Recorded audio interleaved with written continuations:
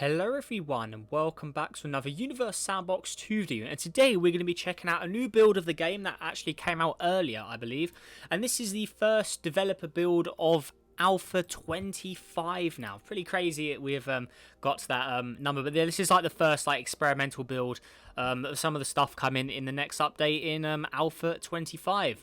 So yeah, we're going to be going through all of the stuff that got added in here today, and I've also got the key updates up on my screen so I can see everything they have done as well. So just going through all the updates, we'll get straight into this. So key updates, there are major improvements and bug fixes to temperature and atmosphere simulation, so hopefully that will be good.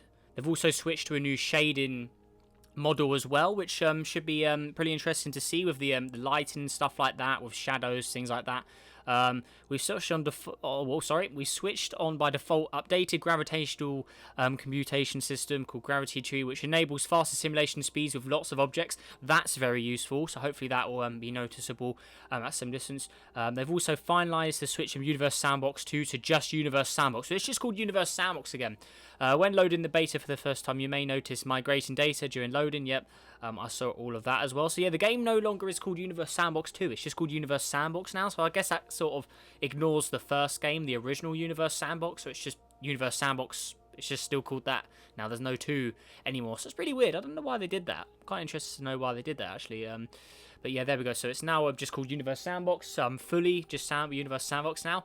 So yeah, there's also some new features, and there's more coming. These are just some of the ones that they have added so far. So there's now a replace object button. So if we just head to Earth quickly, for example. So if we go down here, there's now a replace object. And what this does is, you click the button, and then you can insert any object in replacement of the object you picked. So say I wanted to put the moon and replace Earth. So if I do that, it turns the Earth into the moon completely with the same orbit stats and things like that. So say I wanted to build a custom solar system, you could do it so much faster now. So let's just try it again. I mean, I'll quickly do a rough job just to sort of show you how this feature works. But yeah, so we go to Earth here. So let's quickly put it back to Earth. But now I'll head to the objects which I do want to replace. So say Mercury here. If I click replace object, then I go to my objects. And if I just search Mercury, so then if I just go custom Mercury, just do that.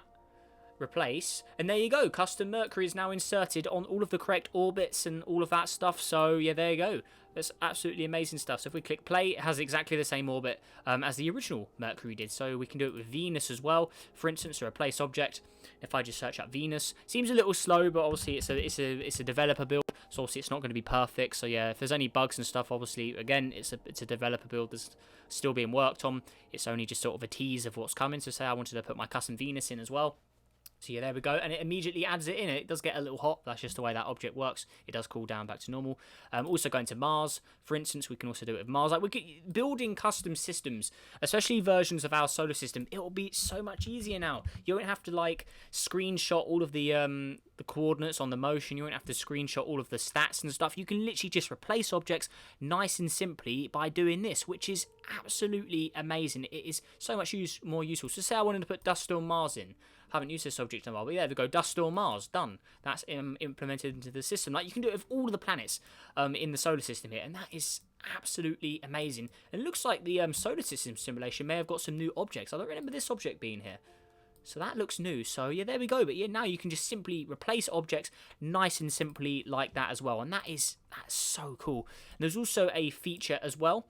If you if we just look back onto the sun here, if you double click where there's no orbits like this, so you can hopefully you can hear me double clicking, but if you just do that, it closes the UI menu down, so you can look around a lot easier. Look, you literally just click, and then you just like that.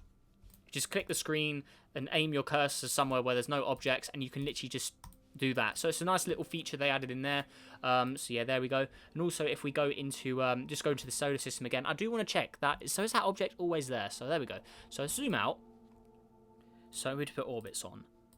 So yeah, this object here, that is new. That, I am pretty sure this wasn't here in the old versions. You can correct me if I'm wrong in the comments, but I'm pretty sure this object right here, this did not used to be here in the regular solar system simulation. I'm pretty sure that's brand new. So that's a new object. There may be a few other ones in here as well. This object here, actually, I don't recognise that either. Actually, no, speaking of the asteroid belt in general, there's a lot of new stuff in here. Wow, I may redo my whole custom system, actually. I mean, There's tons of new. Look at all these. We've got Hygeia, that was in there before. Juno, that's new. I believe this one's new. So yeah, there's a ton of like we'll just delete all of them as well, just so we can see easy. But yeah, there's definitely more objects they've added into the asteroid belt now. I'm pretty sure this one here, that's new as well. Obviously Vesta series, they've always been there.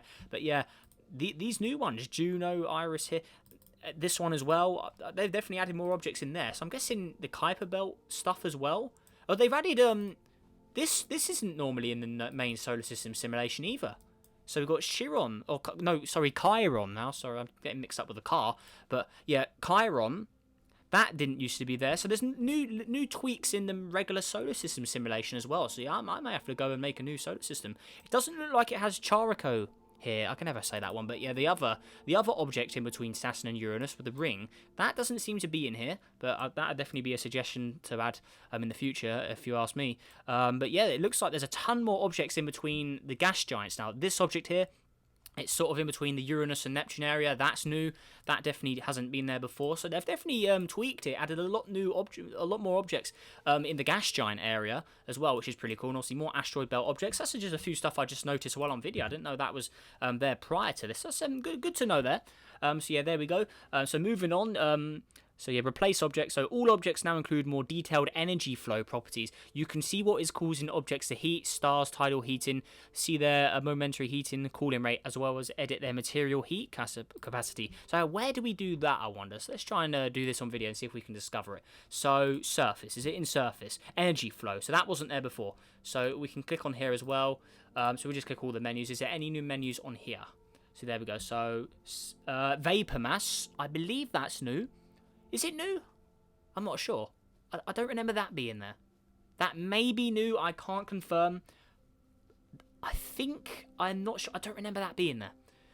So I think that's a new one. The vapor mass. I believe that's new. But see, that's possibly new. But we've also, if we go into the surface again, we'll just close. Yeah, we'll head back down here now. So yeah, surface. So if we scroll down, where were we?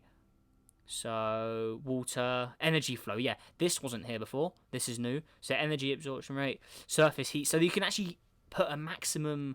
Okay, that'd be quite fun to experiment with, actually doing all that. So, there, that's new. That wasn't there before. So, how do we work out... Does it tell us, like, what's heating the object? Obviously, it's a star right now. Like, does it say, like, is it if it's being heated by the sun or anything like that? I'm not entirely sure.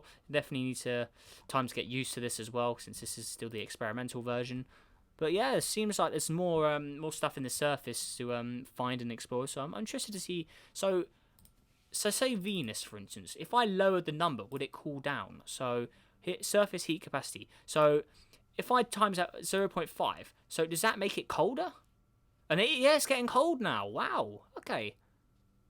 So put it 0 degrees and it's still getting cold. So that we've lowered the maximum like heat Venus can go to or something. So if I times by 2, does it warm up again? So there we go. Is it going to warm up? No. Yes. 10. No, it's still getting cold. Okay, so maybe I don't know, because maybe the game is buggy, so I don't know if it's supposed to be doing this. Times by 10. So put it to a ridiculous number there.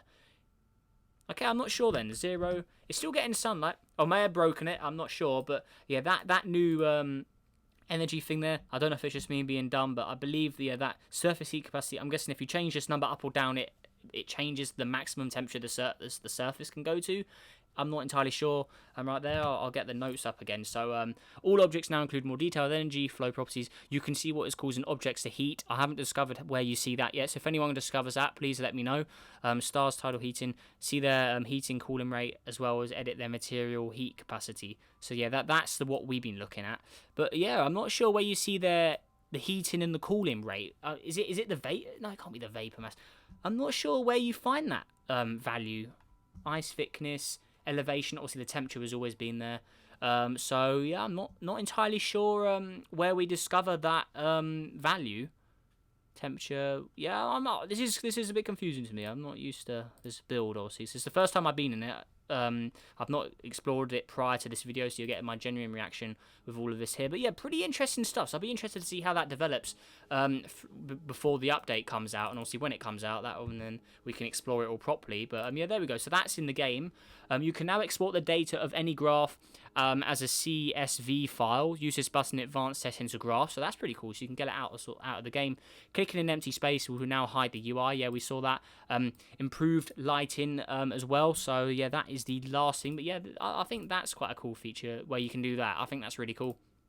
That could quite make it good for cinematic sort of purposes and things like that. But yeah, there we go. But yeah, I think the highlight for me definitely is the replace object button. I think that is going to come in very, very useful. So here it is again, replace. That is so useful because you can now it's so much easier adding objects around. Like, there we go. So if we want to have 51 Pegasi there, that's added straight away in Mars's orbit. We didn't need to implement any of Mars's stats. All of the stats are already here, all done for us. We don't have to spawn a new object in like we used to. So say I want to put Mars back. We don't have to put it roughly where we think it is. And then now we don't have to enter all of these numbers anymore. We can literally just replace object and add it straight in. That for me is the highlight of this update, or this development build anyway. I think that's a really, really cool feature. I also like, obviously, the more objects they've added to the solar system here. I think that's really cool as well. But yeah, I think those are the top two things for me. But yeah, you guys let me know what you think down below in the comments as well. And also all the stuff about the heating and all that, all those new options, I haven't fully discovered where they all are, but if anyone knows where they are, please let me know. But yeah, the energy flow, that'll be really cool to experiment with. So I think that's definitely one of the highlights as well. But yeah, there we go. That makes that is all of it for this Alpha 15 experimental community build. So hopefully you enjoyed today's video, guys. And if you like this video, make sure to hit that like button. Let's see if we can go for 30 likes, and also subscribe if you're new. Helps on the journey to 13,000 subscribers now. And also a massive thank you for watching this video as well, guys. Really appreciate it. And yeah, let me know what you think of this build down below, guys. If there's anything I missed, please let me know as well. But that is everything I saw on this build. So if there's anything I'm missing yet, please let me know on that. And yeah, if you discover like how all of that temperature cooling stuff works and where to find that all, please let me know in the comments as well. But yeah, other than that, guys, make sure you all have a great day, and I'll see you in the next video. Goodbye.